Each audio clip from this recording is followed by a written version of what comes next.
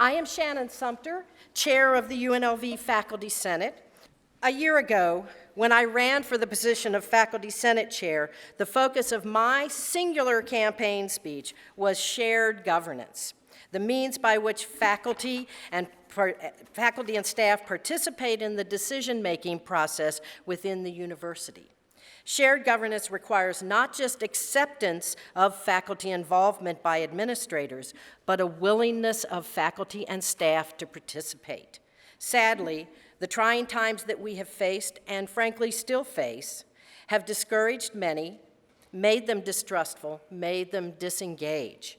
And yet, throughout this past year, whether it be Regent Mark Alden speaking personally to faculty senate chairs in support of faculty rights, or State Senator Stephen Horsford addressing our faculty senate retreat and encouraging comment to his legislative committee on the funding of higher education, or the promotion of my predecessor as Senate Chair to a newly created Vice Provost position representing faculty, I see a willingness, even an eagerness, to share governance. Today, the President will place before us several challenges. Unlike recent years, where those challenges were mostly about surviving, these are about thriving. To accomplish these challenges, we must engage. Be proactive, reactive, interactive, and collaborative in our participation. And so, without further ado, it is my great honor to introduce to you the participant-in-chief, President Neal Smatresk.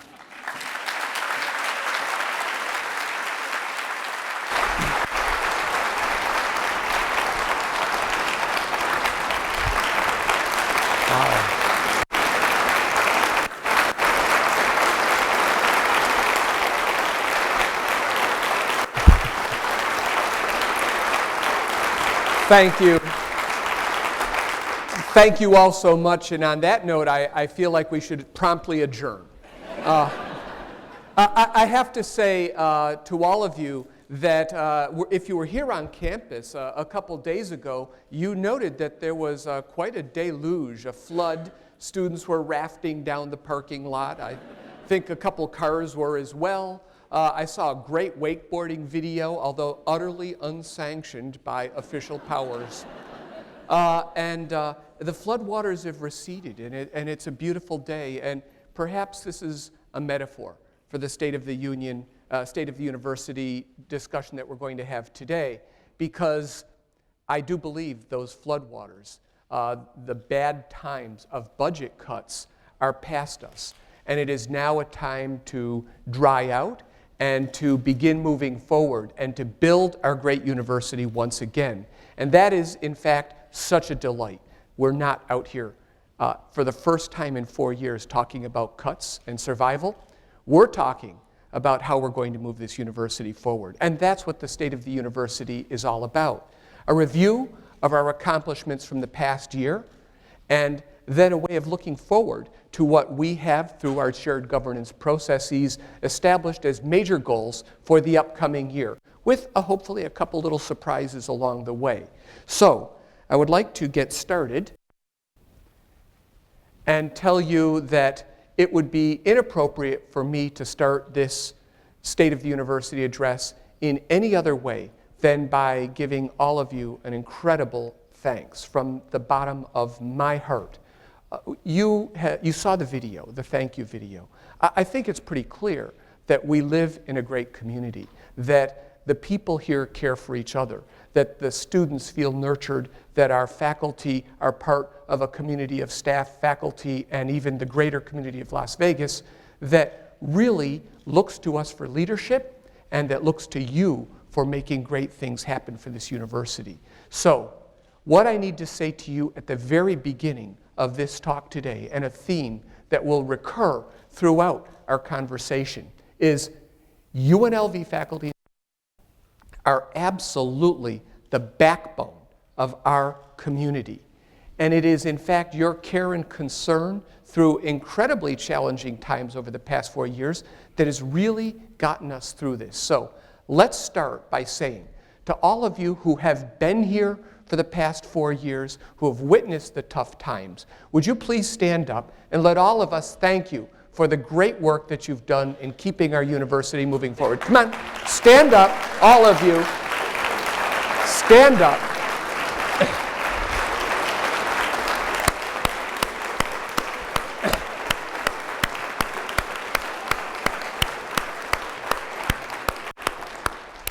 Now that's great. You gave yourself your own standing ovation, and I just love it. But, you know, this year, in addition to all of the wonderful people who have been here, we had an incredible hiring season. We brought in a variety of new faculty and staff, and I'll be talking a little bit more about that later. People who came here to invest their careers, start their careers, and really make a difference. People who chose UNLV. So I would ask all of the new faculty and staff who are here to let us give you a big rebel welcome into our community. Stand up.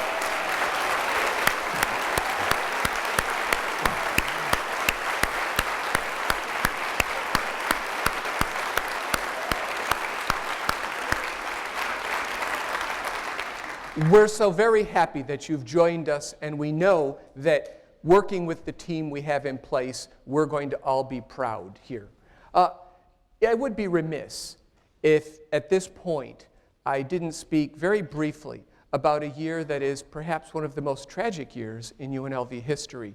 More of our wonderful pioneering faculty and staff and citizens passed in this past year than in any other time that I think any of us can remember.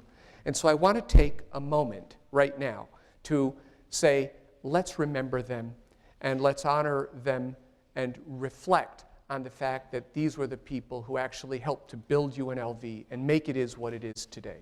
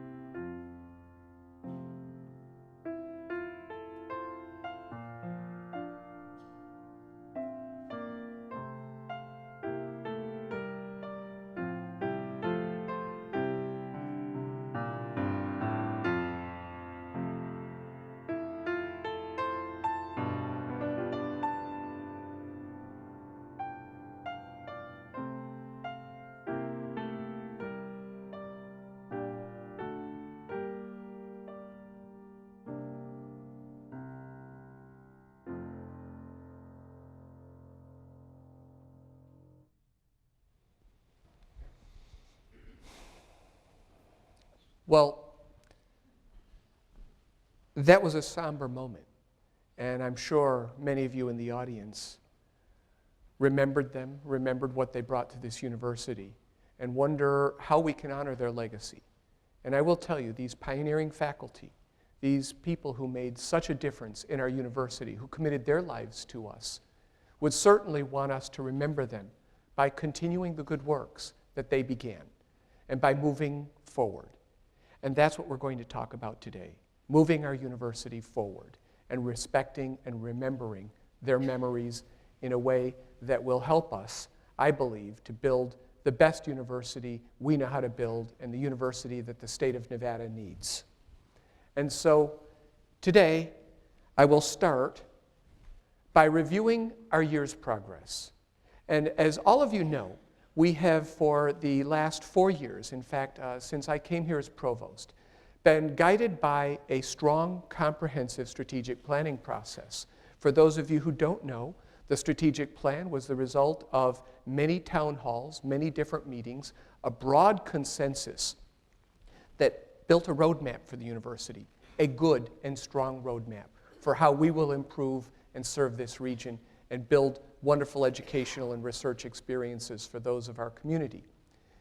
Every year, this evergreen plan is refreshed, and we tune it. We develop a set of implementation strategies that are realistic based off the budgets and the hopes and dreams that we have. And we begin to push it forward through a series of implementation teams. There are 3 implementation teams, one for education, one for research, and one for infrastructure. Excuse me.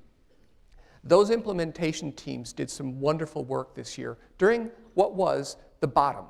And so even in the bottom, I believe we have been really successful. If you'll take a look, here's some of the education team implementation priorities that we were successful at launching. Many of these are broad, long scope activities, and they continue. But first and foremost, I want to thank the Faculty Senate and all of you, because for the first time in 8 years, we have a new general education plan. It was 8 years, and actually the first time in 14 years we have a new general education plan. It was 8 years in the making, and we got it passed. And I'm going to talk a lot more about it because the quality of our educational programs here is incredibly important to this community and will be something that puts us on the map this year.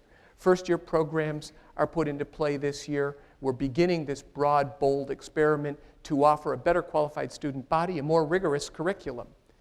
We've also recruited this year an exceptional and diverse incoming faculty class. We had a lot of holes after the budget cuts. We knew that we needed to fill those holes, and it turned out it was buyer's market. We got a great incoming class, probably the most diverse incoming class that I've seen. We added 78 new faculty this year, and I know that gives all of you hope in the future, and it's so wonderful to see us replenishing our ranks. We established strong, comprehensive faculty mentoring programs to enhance retention and faculty success, led initially by our senior advisor, Marta Miana, and now led by Liam Frank. We have put into place, to help support these new faculty we've brought on board, a very strong mentoring program that will help them come in, become oriented, become part of a caring community, and most importantly, to be successful, because we want to be able to encourage each other and build to the highest levels in the scholarship and educational pursuits that we have. We said we'd work with K-12 to require ACTs and improve college readiness of our students. In fact, we now are requiring that we have ACT or SAT exams. That is, in fact, a great way for us to assess the readiness of students, to place them, and to encourage their success. So this is another real success for this year. And finally, we said that we wanted to improve scholarship support for our students. Scholarships are critical. As we have raised the cost of attendance at UNLV, Bill Bolt, myself, and others have worked tirelessly to seek new sources of revenue so that we can help students who have high degrees of merit yet are still needing of support. This year we had, of course, our wonderful cohort of Engelstadt scholars, but we added to this with our Cohen scholarships, and the students who have come in under these are incredible students who I know will do us proud and become great Rebel alum. For our research team, we had a number of great successes too. Now, I've mentioned hiring faculty teams to enhance strength and reputation. In addition to hiring a number of junior faculty positions, assistant professors, we also hired a number of senior faculty who have come here to support the already strong programs that we have and to help us build towards developing new economies for our state. And these faculty are here contributing, choosing UNLV, and I know that their scholarship and their ability to collaborate within our community is going to enhance our reach. We brought many of them in specifically to begin developing a regional economic interface so that we can support our state's goals to build a more prosperous and more diverse economy here. We've prioritized extramural funding success and support. after some tough years, we put $500,000 into Faculty Opportunity Awards. These awards range from very small awards to fairly large multi-PI awards. Their purpose is to help us attract strong extramural funding, but it's also to help individual faculty who may have had some resource barriers get over the hump and to be able to produce scholarship at the highest level to promote their success. And we look forward to extending this award set this year. We reorganized the Graduate Council and the Research Council and the Graduate College, and I know that with their guidance, we're going to seek to become a yet more collaborative university. You're going to hear a little bit more about that later. We invested deeply in our research infrastructure, and we maintained our library's capacity to support research. All notable successes. On infrastructure, first and ongoing, we launched our new campus master planning effort, driven in part by our Midtown and UNLV Now vision, but let's be very, very clear about campus master planning. It is first and foremost utterly critical to this community that campus master planning creates an institution that promotes the success of our students and the success of our faculty and staff so that we can have a great university. It is first and foremost here for the education of the students who come to our university. It is also meant to help us understand how to weave incredible new and transformational facilities into the fabric of the space that we have available now on campus to build and transform our campus. We said we'd enhance student housing. I have great news. Student housing occupancy is up this year, which creates a more vibrant campus community, and by next year we hope that we're filling our dorms and can look forward to building and establishing yet more residential opportunities for our students on campus. We said we'd improve the promotion and tenure process. This has been one of those multi-year things. In fact, the amount of feedback that assistant professors are getting is better than it's been in the past. It is accurate feedback, and occasionally it's tough love to make sure that they know what they have to do to be successful, to be promoted, and to gain tenure. Along with that, again, we've established our faculty mentoring programs, which is another adjunct to promoting the success of promotion and tenure, particularly of junior faculty, but will work as we grow and evolve from helping mentor junior faculty into mentoring more senior faculty and then developing leadership for this university. So this is an evolving program that I think is going to be really healthy for us. We enhanced student support and customer service. We added 8, actually the number is 9, new advisor positions last year and a host of new student support positions. We're here to support our students' success. Advising is critical. Having frontline people available in places like financial aid and registration is critical. This is an ongoing process and one that you'll see from the provost that we're committing to deeply this year. And finally, we're supporting the development of Integrate 2, which may not sound very interesting to some of you, but if you'll remember, we recently launched Integrate 1, our new student information system. Integrate 2 is a continuation of that effort. Again, a very major system-wide effort led by Jerry Bomani and Steve Zink to place new business processes and IT support into the university community so that we're more efficient and we're more effective with how we use our resources and the time of our people.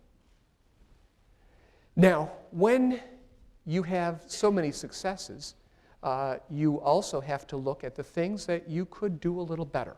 And last year, we had a bold and very brave set of new initiatives we were trying to implement, and we need to continue to focus on a few more items. First, we need to first and foremost work hard this year in a legislative session with our governor and legislators to restore benefits and salaries.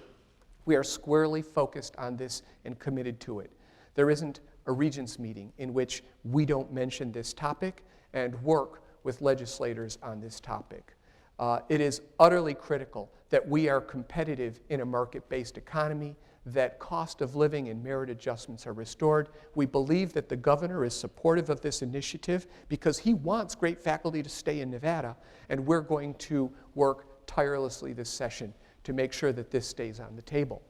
We also said we were going to try to develop a new formula last year. Well, we, through the leadership of Chancellor Klaich, the Council of Presidents, and through the Interim Studies Committee on the Funding of Higher Education. We now have the backbone of a new formula, and I will just give you the briefest of highlights.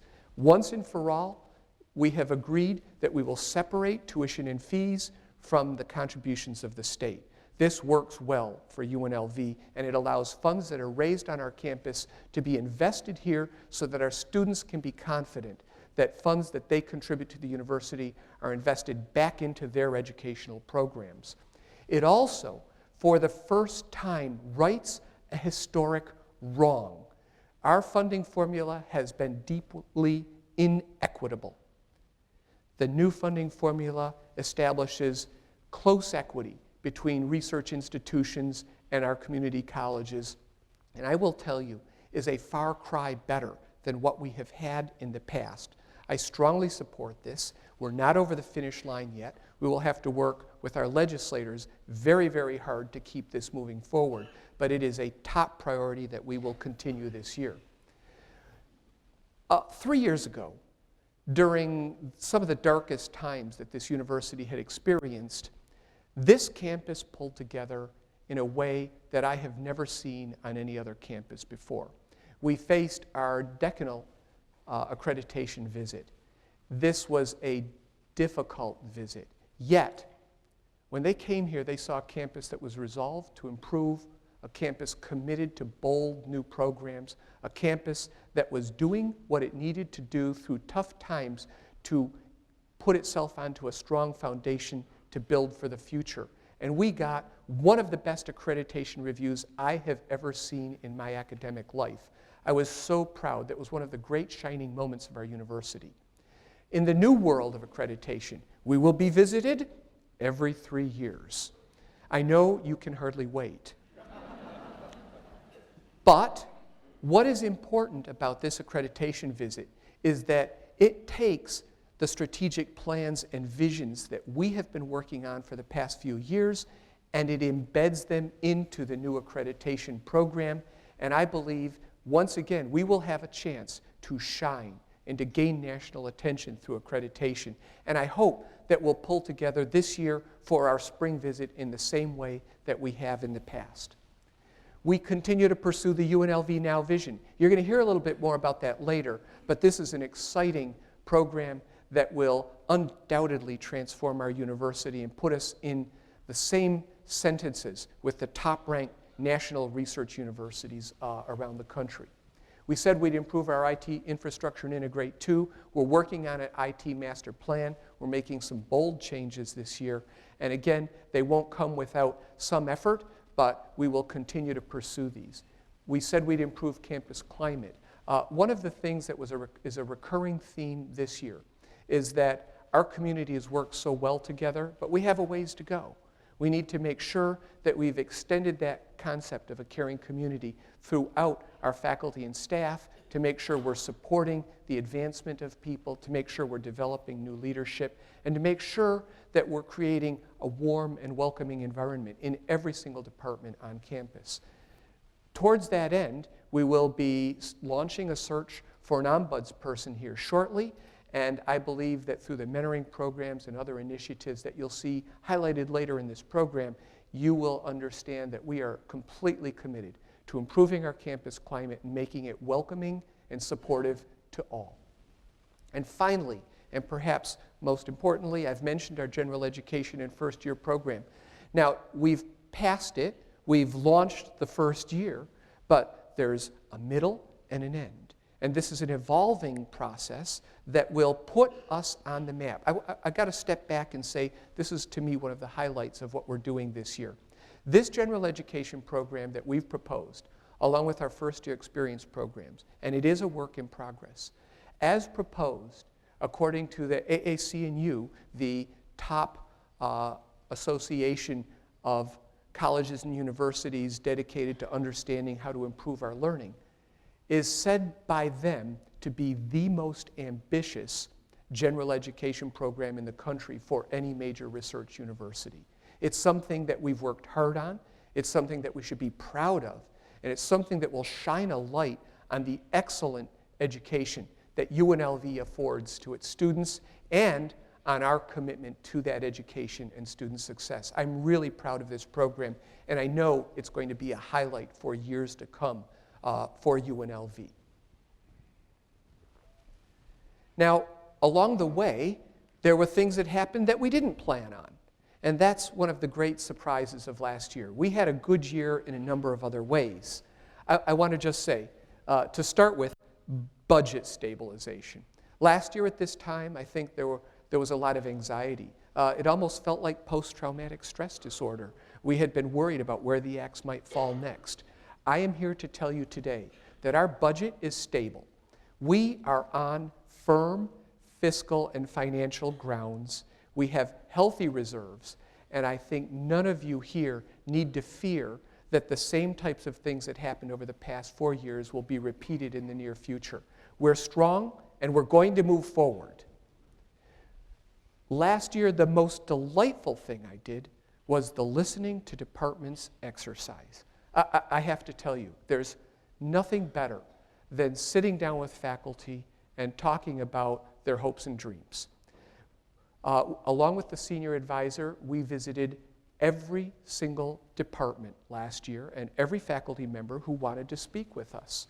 We heard their hopes, their dreams, their fears, their concerns, and their desire to see UNLV be the best university that it could possibly be. You will see that much of what we plan this year came out of that listening exercise, and a growing consensus of where we want to go has been formed. So, listening part 1 was great. It was a veritable fountainhead of information. And the provost will continue listening to departments part 2 this year, so stay tuned. And with the new senior advisor, Reiner Spencer, and myself, we will begin phase 2 of listening. And it won't be listening to departments this time, it will be listening to faculty and staff and their units, because you're part of the team and we need to all know how we can build the excellence of this university together. So stay tuned for another round in which we will dig deeper to understand how we can all pull together and support our students' success. Last year was a good year for our foundation and for giving. We raised $50 million in gifts and pledges. Bill and I were pretty busy, and that's in comparison to $34 million in the previous year. So a pretty darn good year. The foundation's off to a quick start again this year, and this is just fun. I know some of you are vaguely aware that this is an election year, and you probably saw or heard in the Democratic National Convention a speaker by someone called Bill Clinton. October 9th, 1 month before our national elections, our foundation annual dinner will feature as its guest speaker Bill Clinton. And it shouldn't come as a surprise that we're nearly sold out. So we're off to a quick start with our foundation. Kudos to the organizing committee on that. I think it's going to be a terrific time, and I hope many of you will be able to go. Although I will tell you, tickets are going fast, so you'd better sign up really quickly. Along with that great year in gifts and pledges, one of the things we committed to last year was to raise more money for people as opposed to for bricks and mortar. We said already, we've mentioned that we had a great year in raising funds for scholarships. We also had a great year in raising funds for faculty. With the advent of the Lee Business School, when I got here, we had 0.5 endowed chairs. 0.5 endowed chairs. Last year, we had 1.5 endowed chairs. Well, kind of, sort of endowed chairs. After we received the very generous gift from the Lee family last year for naming the Lee Business School, we can now say we have 11.5 genuinely endowed chairs for our university. So I'm going to mark this as a 1,000% increase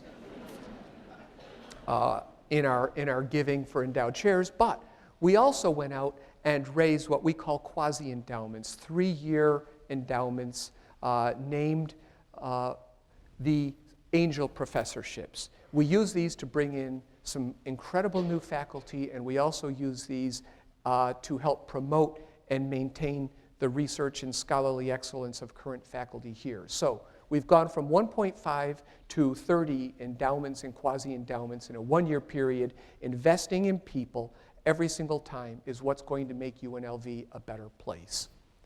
We made large investments in our academic and research infrastructure, $9 million invested in critical areas, not just invested as patches to fix a failing infrastructure, but invested for the future to promote research, scholarship, and educational excellence.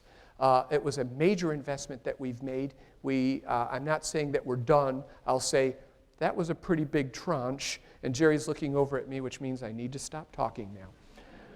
We also are thrilled to tell you that while we know many of you have suffered because the PEBP benefits plan has left people high and dry and left them without medications and access to medical service. And this is one of, to me, the greatest greatest challenges we face and one of the most severe deficits in how our state's approached taking care of the employees who work so hard for our state. One of the things we're doing is taking that into our own hands. September 17th, and I want to thank Juanita Fain and Jamie and the team in the Student Affairs Office. September 17th will be the grand opening of our faculty staff immediate care clinic. This will be an opportunity for you to take care of things in a very inexpensive and timely fashion, let you stay at work, let you make sure that you are healthy, and I hope that you'll join me for the opening. I think this is going to be a wonderful way to make sure that all of you know that we do in fact exist in a caring community. So I'm really excited about this opening. Now, it's time to turn away from the past year. And while it's, let's say, incredibly dangerous to use football metaphors around this time of the year, I'm going to try one nevertheless. For the past 4 years, we've been playing defense, and we held the line. Not only do we hold the line, we made some progress. This year, we're switching from defense to offense, and we're going to push the ball down the field. And I'm very, very excited about what the road ahead will lead to. As usual, during our planning sessions, we gathered a wide variety of stakeholders, faculty, senate, internal and external community members, staff members, and our administrative leadership team. And we met in August, as we always do, to tune up our plan. But as we met, things were just a bit different. First, there's a signal change because we weren't talking about cuts for the first time in 4 years, and that was great. But the second thing that happened was people wanted to step back just a second and regain perspective and ask why we were here and what we were doing and where we were going. And they wanted to take a breath and reaffirm what kind of campus they wanted to be on. And I think that this is probably one of the healthiest and most productive of these meetings that we've had. In fact, what we said at this meeting was really important. First, we said, we want faculty, staff, and students to absolutely share a common vision that we all commit to. If we share that vision, we're all working in the same direction. We're all working to support each other. And most importantly, we are working to create that caring community. And what I heard from new faculty during our orientation and from existing faculty is, we want to be in a place where we feel valued. We want to be in a place where our colleagues respect us. We want to be in a place where we feel nurtured and supported, and where in turn we can share that nurturing atmosphere with our students to promote their success. I can think of nothing more important this year than that we all make an individual commitment to promote that caring community and to make sure that as we move forward now into a more aggressive building phase, we are moving together with concern for each other. We want to create a more collaborative university. We want to be able to cross boundaries internally and externally so that we can solve problems, improve education, and achieve our goals and help the community around us. This is really important, and you'll see that collaboration is going to be a key part of the new things we're rolling out this year. We want to be great community partners, improving our region's economy, human capital, and infrastructure. And again, we need to commit to making sure that UNLV, the research university in this great region, is the best partner that we know how to be. We need to also promote student success and preparation for that new economy. These are the core commitments that we made this year. And you'll see that our implementation plans, while complex and detailed, are focused on achieving these goals. If we do this, if we commit to these, we will make UNLV a first choice institution, proud in our state, proud in the Mountain West, and proud in our country. And that is where we are going.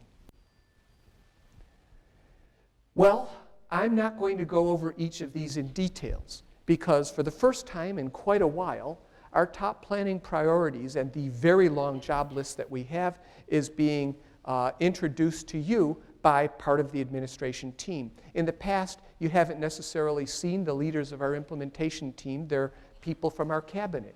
And so what I'm going to do to kick off this year and talk about all the major commitments that we're going to make is to introduce to you the leaders of our educational planning team, that's Executive Vice President and Provost John White, our research implementation team, Interim VP for Research, Tom Piota, and our infrastructure team, Senior VP for Business and Finance, Jerry Bomani. And so kicking things off, I'm inviting our new Executive Vice President and Provost, John White, to come up and talk about our education priorities for the year. John, welcome to the team.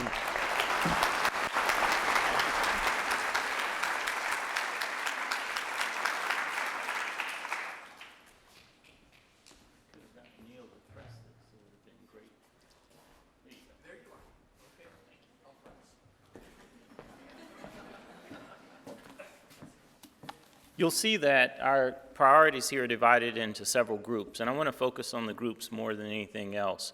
We have a couple of required items. As Neal mentioned, in April, our accreditation visit will take place. We are actively working on getting that together, and you'll be hearing very shortly from us about the upcoming report for your review and input.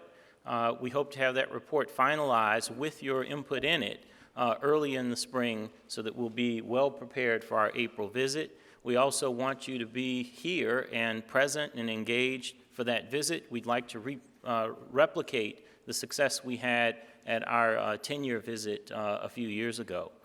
We'll be doing these more often, so you should be aware that there'll be yet another visit in 2015. But this is, of course, an important step for us. In addition to that, there are two items that are reflected here that represent campus-wide efforts. One is our general education implementation. The construction of our general education plan was a campus-wide effort, and as the President has noted, with great success. But the implementation is every bit as important. Ours is a vertical general education curriculum. We have the first-year experience live as we speak. So we now need to work on the second-year experience and to talk more about the upper division experiences. Similarly, this is a year that we have to start to think actively and across the campus about disruptive technologies and e-learning and what they do to what we are engaged in, the educational process. This is something that we're already very engaged in as a university. We offer quite a lot of distance and hybrid courses, and a lot of our student credit hours are obtained that way, indeed including a few degrees. But what we need to do now is to think about how we harness these technologies in order to improve our efficiency and, most importantly and consistently, improve student learning outcomes. That is what's going to drive this process, and it's something that has to happen at a faculty level with student input. It's nothing that we can construct from upon high in the administrative building, as fancy and nice as it is. Those two big ideas, three big ideas, our accreditation, general education, and finally the Disruptive Technologies Project will guide us. But I want to return to the President's theme of rebirth. This has been a difficult several years, but we've survived it because of you, because of your commitment to UNLV, to our students, to our community. And our ability to move forward will be, again, because of you. It creates an obligation on us and the implementation team to support you, and that's what these broad themes are about. Academic revival is our effort really to focus on how we get better as an institution in educating our students, in producing useful and meaningful research, both in a basic sense and in an applied sense, and as well how we serve our community much better. To do that, we need leadership. So we have a number of interim deans in place, and most of them, all of them, are eager to serve in that capacity, and they're all doing a great job. However, we need permanent leadership, and so in the next 2 years, we will fill all of the interim positions with a search, and indeed, we will fill all the interim positions around the campus, we hope, over the next 3 years. That's an important factor for us and for us moving forward. In addition to that, everything that we do has to turn on our ability to build this caring and nurturing community. Within that context, you'll see a number of items on the list here. Faculty mentoring, which the President has mentioned, is key among them. Collaboration, I think Tom will talk about the President's core initiative, which is collaboration in research and education. The Provost Office and the implementation team on education are both solidly behind that and will be providing resources to help. The President's also mentioned listening to departments too. The listening to departments too exercise will be focused on how we can be better as an institution, and that starts at the college level. A great university requires great colleges, and great colleges, strong departments necessitate strong faculties. We want to know what you believe it takes for us to become better in your department, for your college, and for the university. We need your input, and we need to start now. Everything that we try and do, though, has to turn on improving the support services that our campus provides. Jerry will talk a little bit about some of the efforts precedent to Integrate 2 and following through on Integrate 2, but some of those things we have to embrace collectively. The main one is customer service. We want to ensure that everyone here, in every capacity they're in, thinks about serving their students, their faculty, everyone who comes to them. I know customer is a hard word and really inappropriate in most of our contexts, but if the ethic of customer service is something that we can embrace, it will help us to move forward and to be successful. Strategically and for the implementation team, improving enrollment management is the key issue. We're about to hire a vice president for associate vice president for enrollment management, but this doesn't turn on any one person or any scheme that they might try and implement. We simply must get better today on recruiting students, on admitting them, on enrolling them, and on retaining them. In this regard, part of what we've been working on is expanding our advising services and thinking about other ways that we can help our students persist at a much higher rate than they currently are. Our campus also needs to be a campus that is supportive and where we deal with one another in a professional manner. We'll be thinking about how to improve that after years of tough times when we may have tended to cabin ourselves a little bit to try and protect ourselves from these terrible cuts that we faced. In the end, we can move forward and realize the promise of UNLV only if we do so together. For our students, our colleagues, and our community, the implementation team will be following through on these and several other factors that are on our 10 priority list, but we need your help. We need you to be engaged, we need your input, and we want to hear it.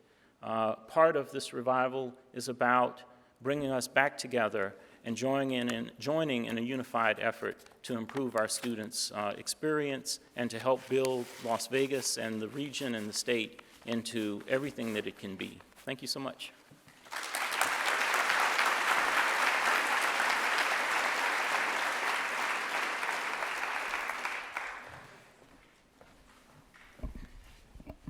Good morning, Jerry Pomati, and I'm going to talk a little bit about the infrastructure priorities, and I'm going to try to go fairly quickly because we're running a little short on time here. Let me go through these very quickly. Neal mentioned some of these, PEBP and healthcare. We are totally unsatisfied with the health care program that we can offer to our employees. And so we're committed to bringing forward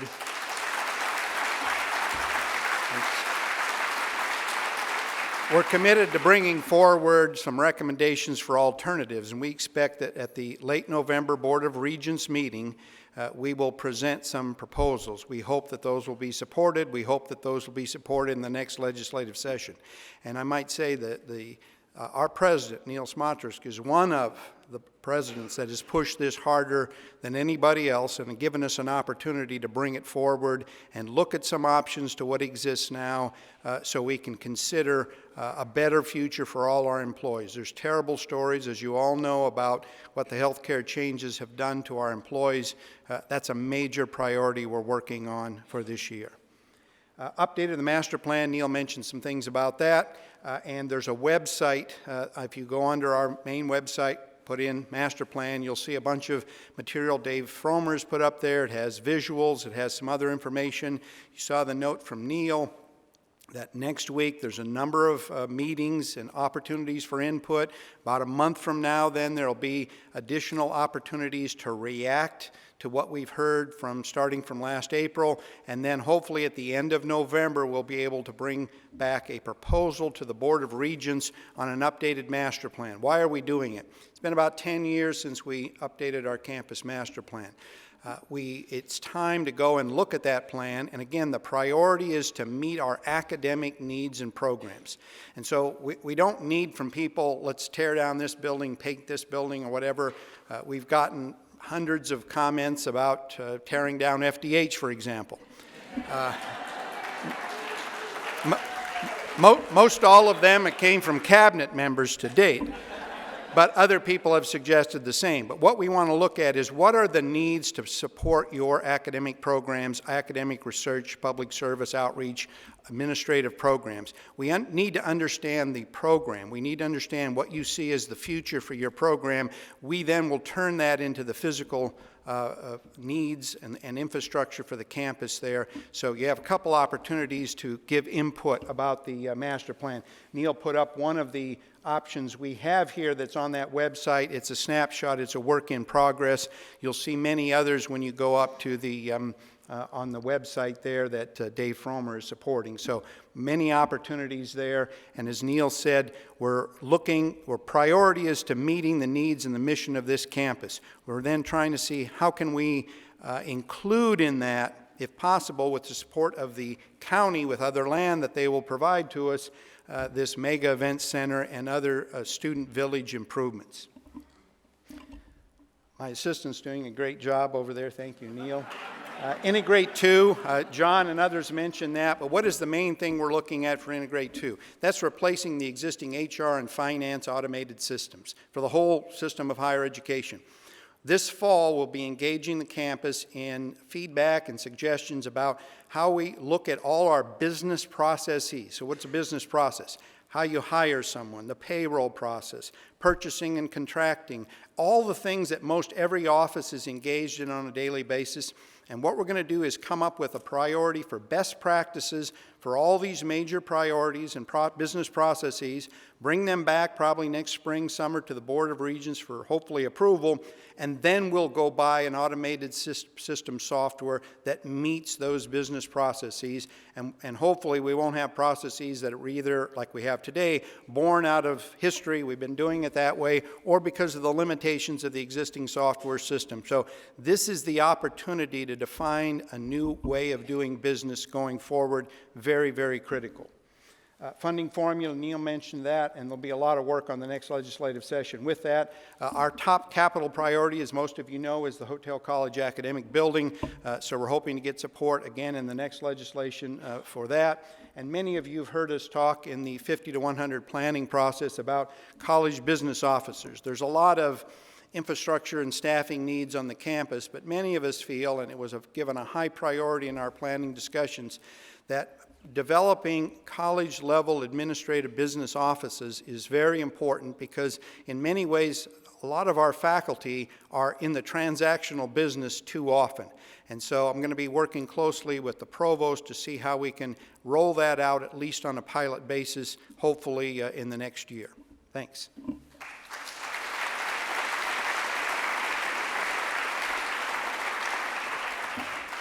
And I'm Tom Pihota, and I'll be talking about some of the research priorities. And I think we all recognize there's a lot of research priorities, and we could probably have a really long list there. But I want to maybe highlight some of the really exciting ones there. And I would say the top one there is probably the most exciting one that you've heard some mention of already. CORE stands for Collaborative Research and Education. And this is something that's grown out of what the president mentioned before, out of listening to departments exercise, that he's heard faculty want something. We want to create a collaborative environment on campus. Certainly, campus leadership has heard that and looked for ways, how can we support that, and how can we create a supportive environment for that. So this is an initiative. It's something that's just beginning. It's not fully formed yet.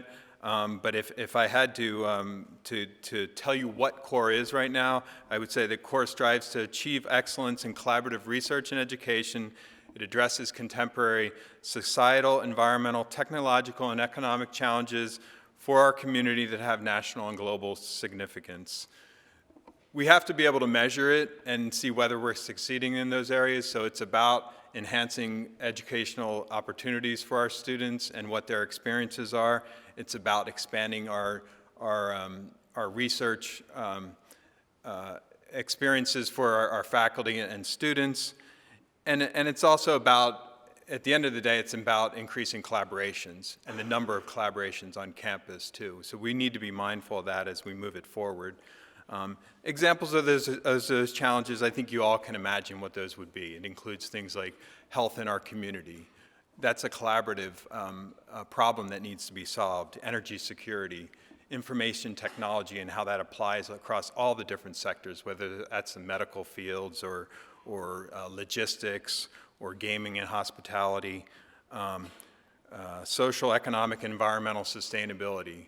So I think we can develop a really long list there, and we're looking, over the next year here, we're going to be looking to you all in terms of getting input, and this is going to be an open and a collaborative process in terms of getting your input in terms of the direction of CORE. Obviously, it's going to build off of things that are already going on campus too, and we look forward in terms of moving that forward over the next year here, and hopefully you'll be hearing more about that.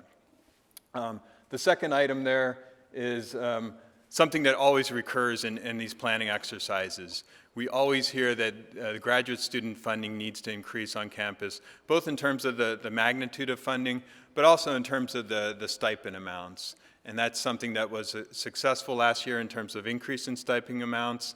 We need to continue to work on that in terms of master's and PhD amounts. So they're competitive amounts, that they're competitive at the national level. And our implementation team will continue to look at that over the next year here. In addition, it's about opportunities too.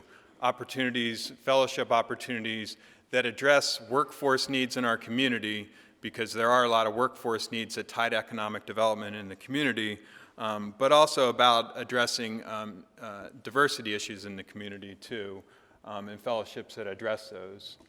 I touched some on competitive grant funding, but certainly great research universities and first choice universities certainly rely on competitive grant funding, and we have to look for ways to enhance that. The president talked about our Faculty Opportunity Awards program. We're going to look to continue that this next year, and that's about seeding efforts with what faculty are doing and how that can help them write more competitive grants. Certainly CORE, if it's successful, will help collaborative grants and increase kind of how we can be competitive at a national level in collaborative grants. So we hope we can increase competitive grant funding with different initiatives on campus. And then the last two items there, technology transfer and economic development. I think you're hearing a lot about that, and certainly we're privileged and thank you, Steve Hill, for being here from the Office of Economic Development. It's really important for us to tie what the university is doing with economic development in the state, and we recently started up our Office of Economic Development.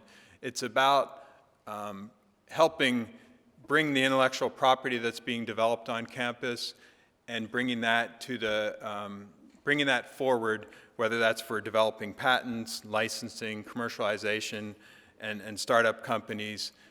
So we have that support structure in place now to support that, and we look forward over the next year here and into the future in terms of faculty kind of bringing that intellectual property forward, because we've had some great interest in the last months here in terms of people bringing that forward now.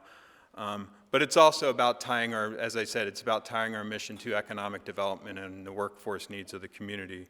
And as our president has worked closely with agencies such as the Regional Development Authority, the Chambers of Commerce, and our Governor's Office of Economic Development.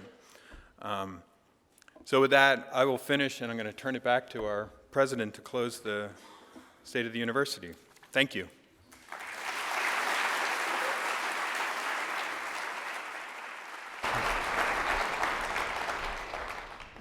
Well, keying off the last 2 points that Tom made, it's clear that UNLV is going to be an engine of the economy here in Las Vegas and in Nevada, and it's clear that we need to up our game.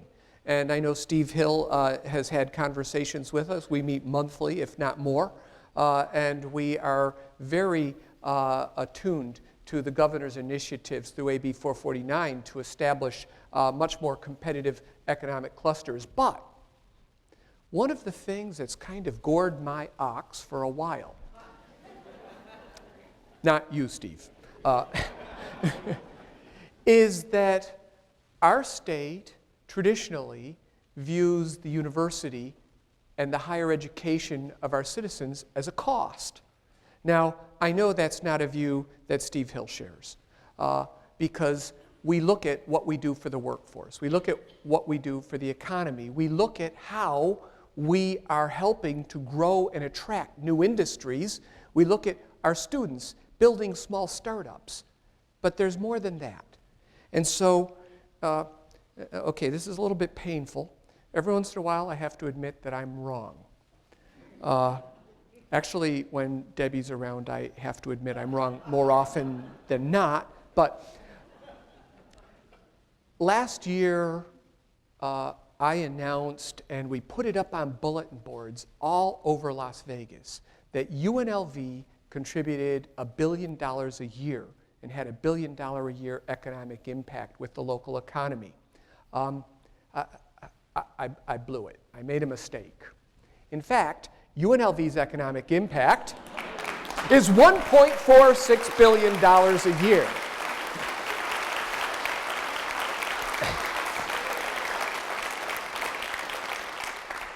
And just today, we released this report, which is out of our own Center for Business and Economic Research, done with the most rigorous methodologies. And it says, in brief, that for every dollar the state spends on UNLV, they can expect a return of over $8, about $8.50.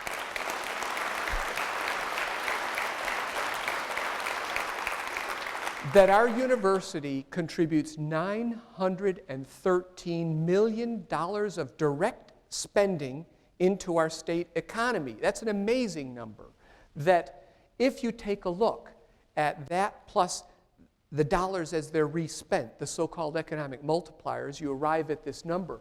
But if you dig a little deeper through this report, and it's a great report and one that is being announced today for the first time, you will see not only are we helping through the dollars we spend, but we are helping through our commitments to produce a superior workforce. And here's another tidbit that just makes me happy. Last year, we handed out our 100,000th degree, because a lot of UNLV students come back and get graduate degrees or second degrees. This year, we will be handing out our 100,000th alumni's diploma. And I know Sandra should be very, very happy about that.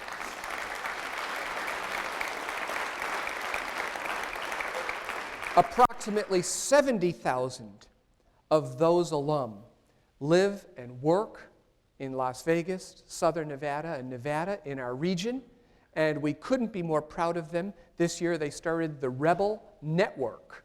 And the Rebel Network is a B2B network, but it's also an opportunity to hire a rebel. And it's working already, and so the Rebel reach is extending through our fair city. And one of the things that, as we look at this economic impact report, we have to remember is that those 70,000 Rebel alum are earning money, paying taxes, and being incredible citizens for our region. Now, one of the things that we should note in particular out of this report is that between Thomas and Mack, Sam Boyd, and the Cox Pavilion, we bring in $365 million a year of direct spending into our region. Much of that is an export economy. Over 70% of that comes from out of state. That's a great number. We are part of the economy of Las Vegas. We are doing wonders. Now, imagine, given that we have about 18,000 seats in the Thomas and Mack, and this year they'll all be sold out,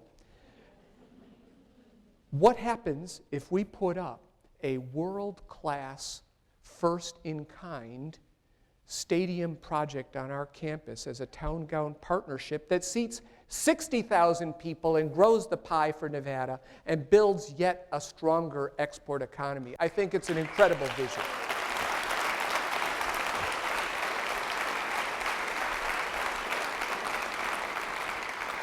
So, Steve Hill, our governor and our legislators, I submit to you that UNLV is not a cost, UNLV is an investment, and you should start investing deeply now, before it's too late.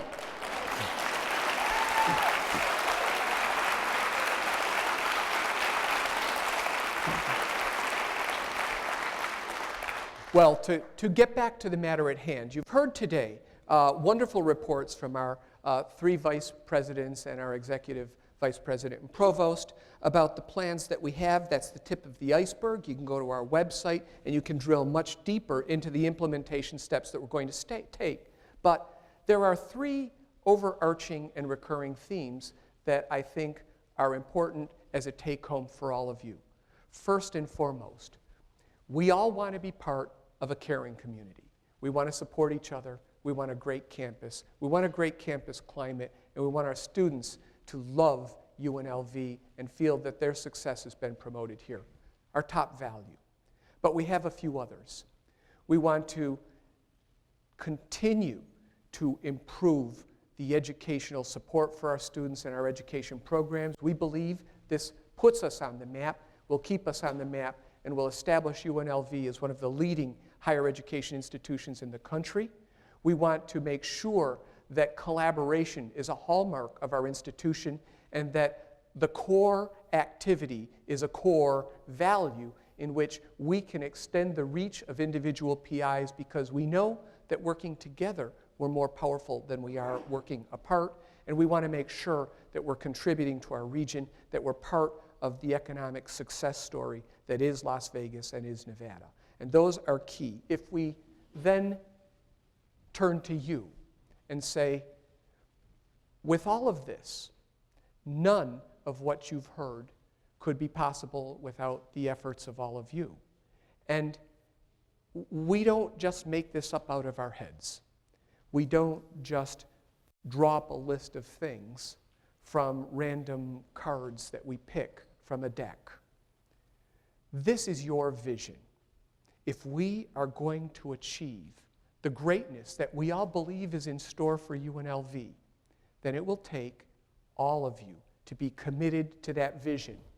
You define the quality of this institution through what you bring every single day, through your caring, through your educational activities, through your scholarship, through your support of each other.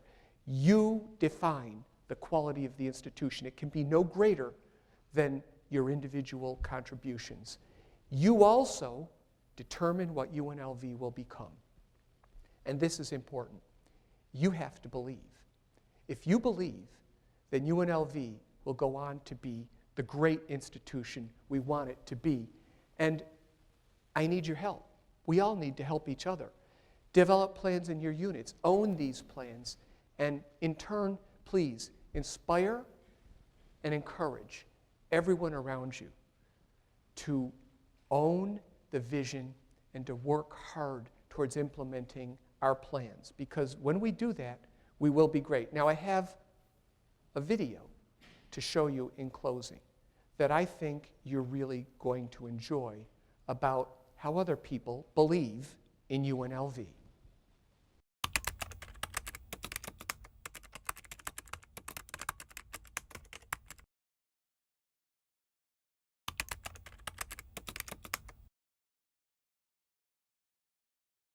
From the perspective of a donor as well as someone who is raising their children in Nevada, we believe in UNLV because it is our community university.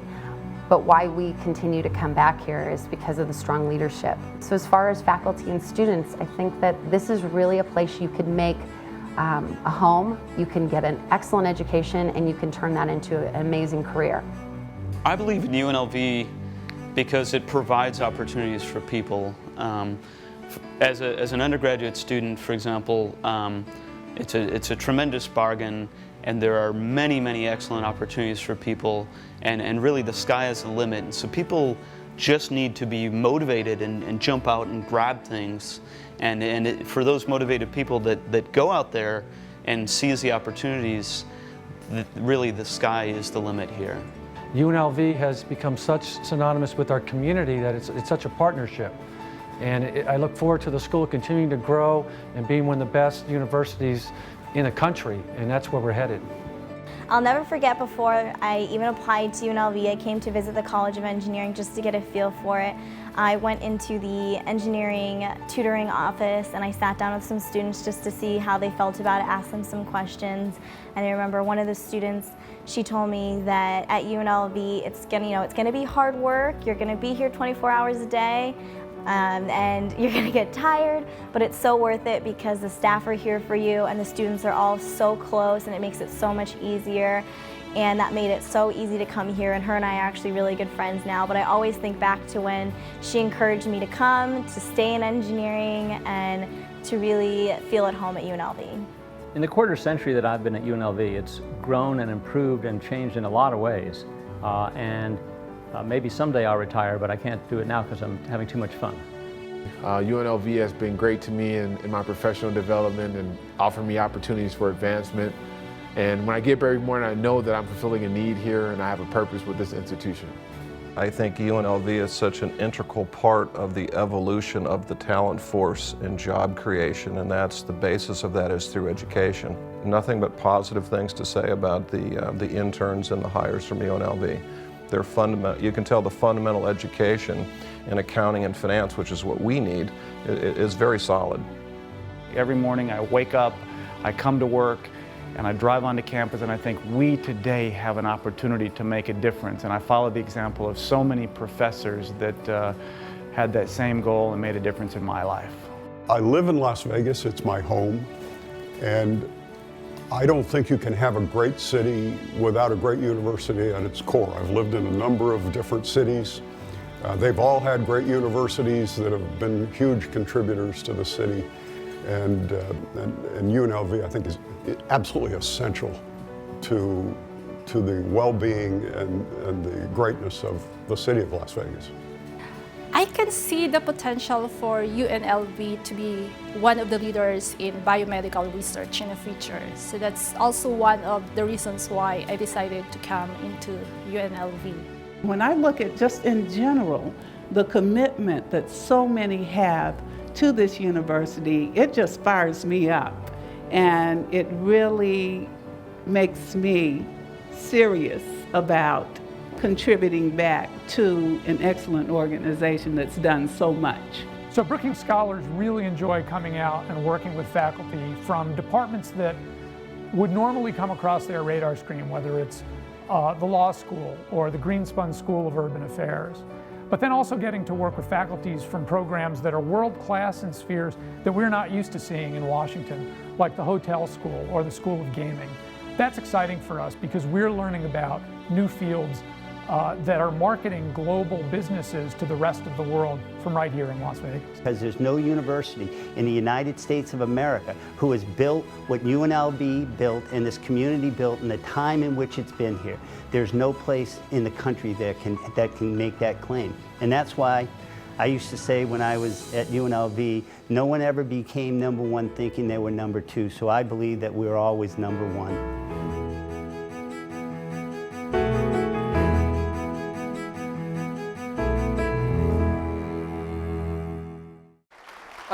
I have to say, I thank the people who did those spots. They were unscripted, but you can see the love that they have for this university and their belief in this university. And that shouldn't come as a surprise to all of you, because you're the ones who made the university what it is today, and you're the ones who inspired their belief.